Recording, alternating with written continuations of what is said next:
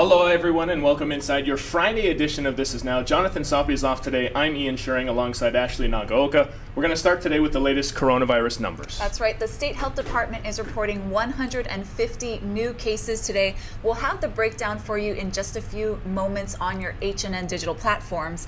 Meanwhile, President-elect Joe Biden he unveiled a sweeping coronavirus and economic relief plan valued at $1.9 trillion. Now, it would provide hundreds of billions to speed up vaccine distribution and testing, as well as help millions of financially struggling Americans.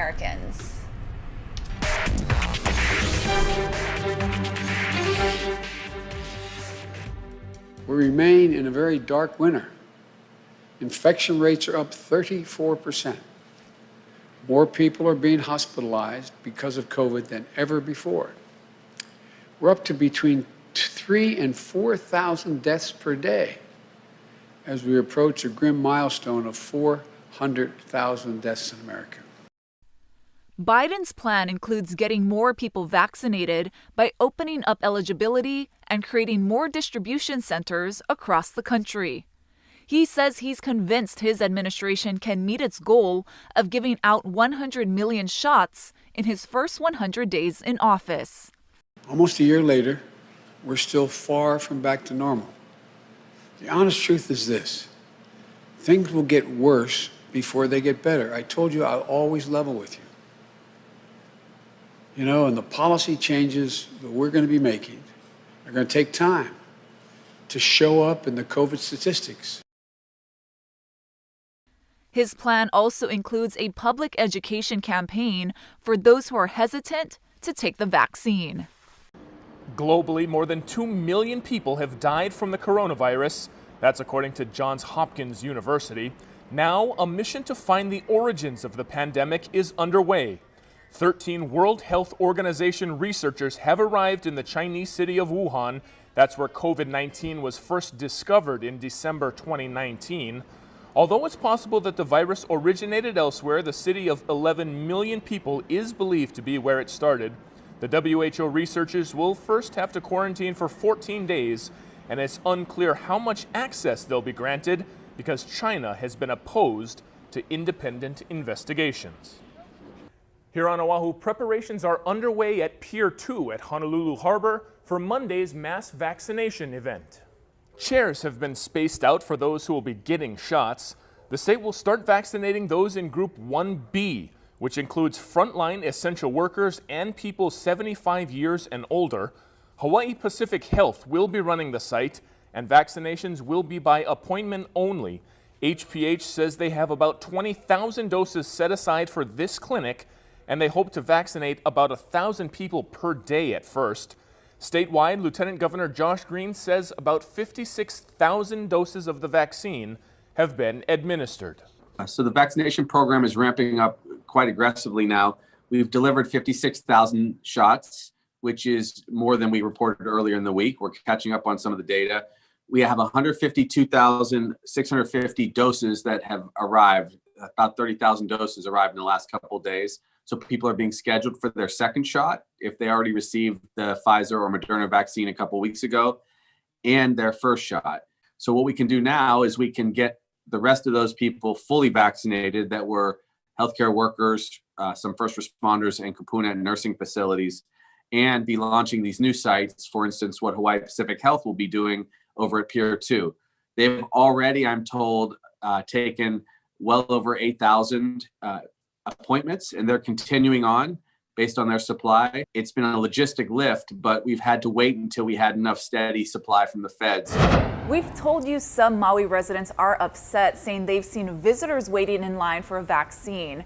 Today, the state health director told us those doses are not meant for visitors. It is not at all for tourists. If people are tourists and are coming here expecting to get vaccine, that is not who we're looking to vaccinate. That being said, if somebody lives here half the year, you know, they're part of our community, it would probably behoove us to vaccinate them from a public health standpoint, because if they're here for half the year, they're going to be in our community, and, you know, they would be susceptible to the disease just like any of us. This comes after Maui County health officials said they gave a shot to a woman registered in California earlier this week. The woman reportedly told them that she could get vaccinated anywhere since she was already registered in the CDC system. We also asked Dr. Char about people who were turned away on Maui even after registering for the vaccine. About 150 had to leave the clinic at Maui College on Wednesday, according to the Maui News. We're told wait times were about 2 hours and hundreds of cars lined Kahului streets. 36 people were also turned away on Monday. Here's what Dr. Char said happened. They were targeting people who are very vulnerable and high risk. They had expected to do about 300 vaccines that day. When Maui, when the hospital opened up their registration site and they registered through the CDC's VAM system, the Vaccine Administration Management System, what happened was that all the pods in the area were visible. And so suddenly people could see the district health office pod as well. And many of them signed up for that and ran over there. The following day, they still had a bunch of people showing up, but we realized that it needs to be less chaotic and done more efficiently. And so they're retooling so that can happen. Char says more than 1,500 shots were given out on those 2 days alone. Officials say next week the college campus will focus on second vaccinations for those in phase 1A. That means no initial shots will be given at Maui. Maui Memorial Medical Center is also vaccinating people in both 1A and 1B. Meanwhile, vaccinations for people 75 and older begin today on Kauai. You need to sign up online first. Go to kauai.gov/COVID-19 and click on the green button that says Vaccine Information. On Hawaii Island, Kona Community Hospital will start registering residents 75 and up and essential workers in Phase 1B. That's going to happen on Tuesday. Vaccinations will begin 2 days later. Hilo Medical Center starts vaccinations on Wednesday. Both Hawaii Island facilities have registration hotlines set up. We'll post more information about how you can find those hotlines on hawaiinewsnow.com. The State Teachers Union says it is, quote, appalled at some assemblies happening at Wailua High and Intermediate School. The Hawaii State Teachers Association says about 80 students gathered this week in the gym for about 30 minutes. Another one of those assemblies was reportedly set for today for intermediate school students. More are set for the high school next week. The HSTA says parents were not notified in advance and the assemblies could become super spreader events. Wailua's principal, Christine Alexander, confirmed an assembly was held on Tuesday to welcome students back. She said half of the students sat on opposite sides of the gym and kids were 6 feet apart at all times, with everyone wearing masks. Meanwhile, the calls to bring back youth sports have gotten louder in recent weeks. Lacey Denise has more on what Honolulu's new mayor thinks about the push. There have been many calls to allow more organized team sports on Oahu, but Mayor Blangiardi says his main concern about easing some of those current restrictions in place isn't about the players or the coaches. You know, the kids recognize that they have the most to lose, and they're really adhering to all the protocols and what's being asked of them, and so are the people responsible for coaching those young people. So, you know, the biggest concern about if we could ever get back to sports has less to do with the kids, and even the kids if we're in competition. The real concern when you talk to the people who have been guarded about this has been about the whole spectator aspect and, you know, and people violating that and creating, you know, gatherings and stuff like that. So, you know, but if we can, through education and encouragement, start to get our keiki out to play here as we turn into these months, again with the vaccinations coming, I want to look at doing that.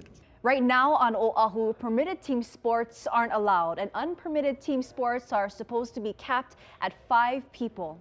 For This Is Now, I'm Lacey Denise.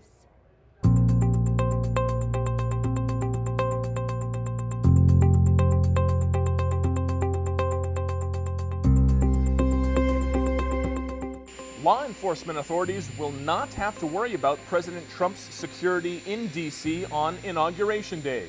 The Associated Press reported this morning that Trump is planning to leave Washington on Wednesday morning before Biden is sworn in. No confirmed word yet on where exactly he'll go, but Trump had previously tweeted he would not attend the ceremony. He'll become the first outgoing president to skip the inauguration of his successor in more than 150 years. Washington, D.C. is preparing for a scaled-down inauguration event on Wednesday as threats of violence against the Capitol remain. Natalie Brand is on Capitol Hill with more on the preparations. Banners are going up on the viewing stand outside the White House ahead of next Wednesday's presidential inauguration.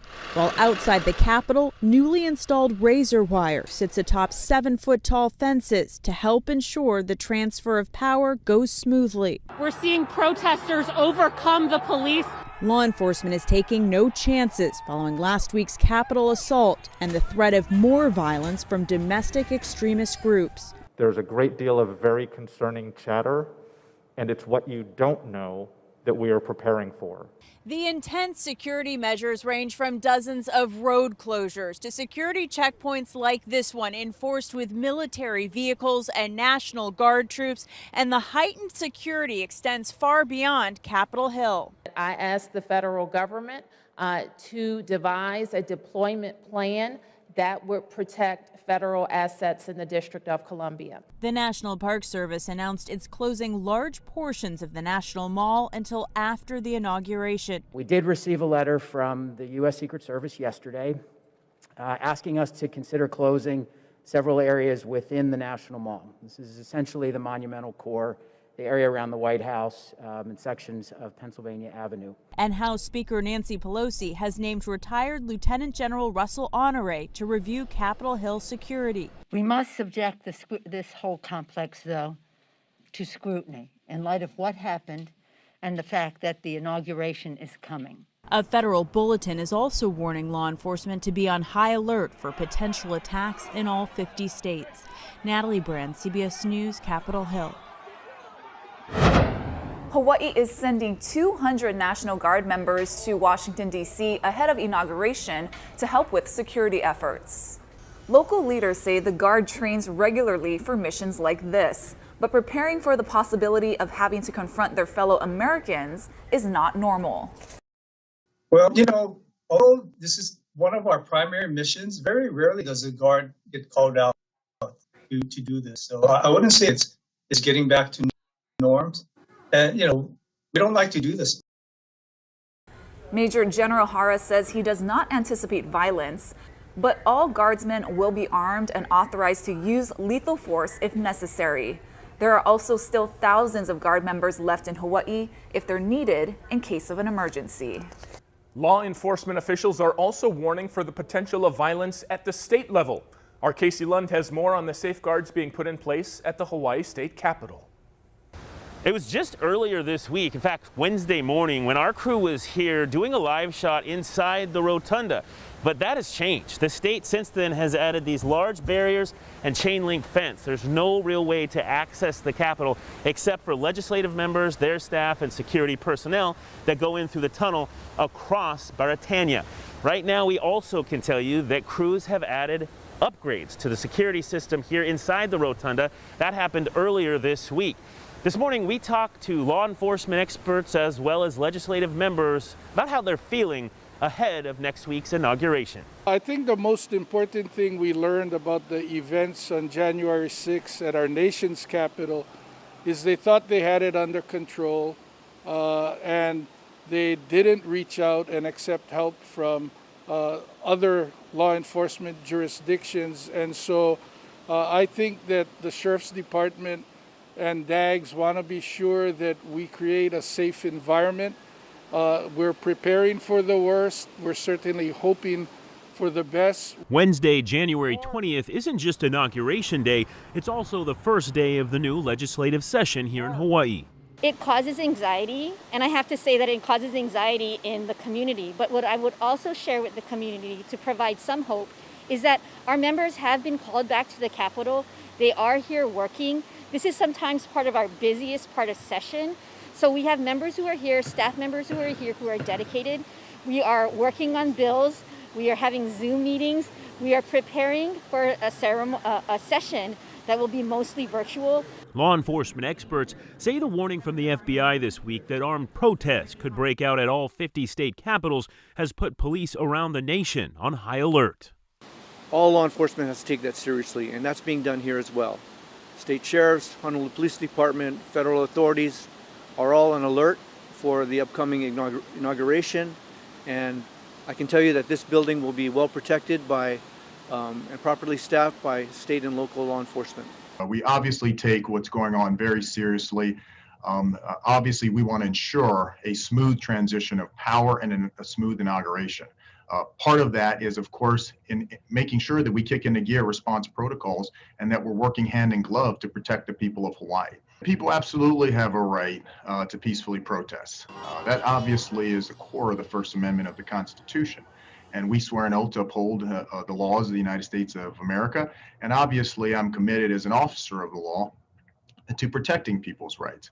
However, what you don't have the right to do is you don't have the right to engage in violent activity. You don't have a right to violate the law. So when you cross that line into violating the law, people should just understand that there will be consequences. Again, we want to reiterate that in our discussions with law enforcement officials as well as legislative members, we've learned of no credible threat to the Hawaii State Capitol or any other state government buildings. But the U.S. Attorney for the District of Hawaii is asking folks that if they do see something suspicious or feel that someone they know is going to act in a violent manner next week, that they call the FBI Honolulu office at 566-4300 or simply dial 911. Reporting at the state capitol, I'm Casey Lund. Now back to you.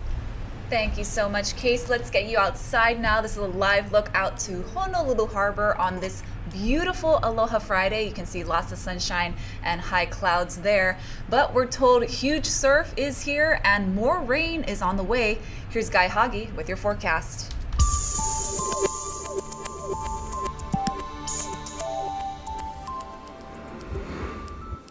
There's a cold front up to the north of us. It's going to drop in and bring us a few windward and Mauka showers. It's attached to a giant storm that's going to bring us a huge surf starting tonight. But as far as the rain and the wind, it's going to be minimal through today. Winds will be running light and variable, and that will lead maybe to some afternoon clouds and some afternoon showers. High surf advisories are posted. It'll likely turn to a high surf warning. High temperature today running into the low 80s. Again, lots of sunshine with afternoon clouds.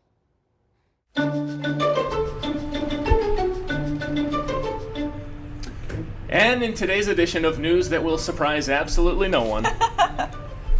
NASA says Earth's global average surface temperature in 2020 tied with 2016 as the warmest year on record. Now, 2020's global average temperature was 1.84 degrees Fahrenheit warmer than the baseline mean, and researchers say actually the last 7 years have been the warmest 7 on record, which reflects an ongoing and warming trend. Now, they say if the human impact on climate does not change, we can expect that records will continue to be broken.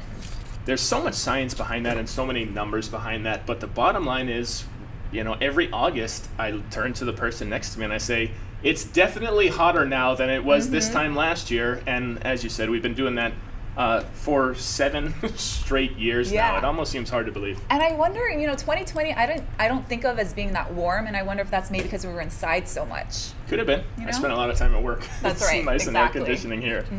All right, well, hundreds of thousands of people across the U.S. are still out of work. Millions are struggling financially, but the pandemic hasn't been bad to everyone. This is a chart that we found on Reddit showing which of the world's billionaires have actually profited the most since the stock market plummeted last March.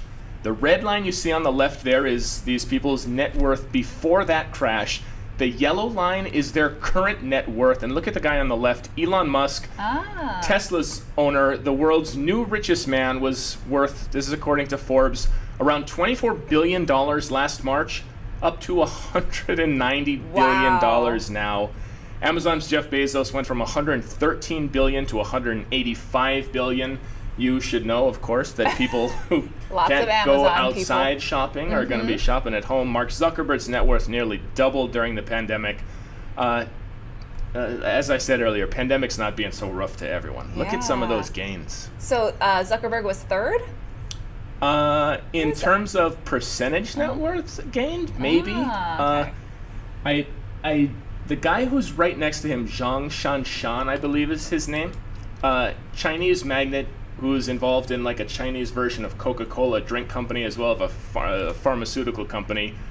He certainly had the biggest percentage gain, but oof. Yeah. $190 billion. I can't even imagine. Must be nice. Must be nice. And a rare Wolverine sighting was caught on camera, you guys. And we're not talking about Hugh Jackman, but the actual animal. Now, Yellowstone National Park posted a video on its Facebook page marking the first time the elusive creature has been filmed at the park. Now, park officials say wolverines are mid-sized carnivores in the weasel family. They can grow up to almost 4 feet long. And between 2006 and 2009, the Park Service says only 7 wolverines were documented in eastern Yellowstone and nearby forests. I don't think I ever knew what they actually looked like, other than Hugh Jackman. Right, I don't see any knives coming out of his like hands there. Bear. A very small one. Yeah. Anyway, a Hawaii musician is about to debut a new song about the global problem of plastic pollution. It's out on YouTube today, and our Jim Mendoza has a preview.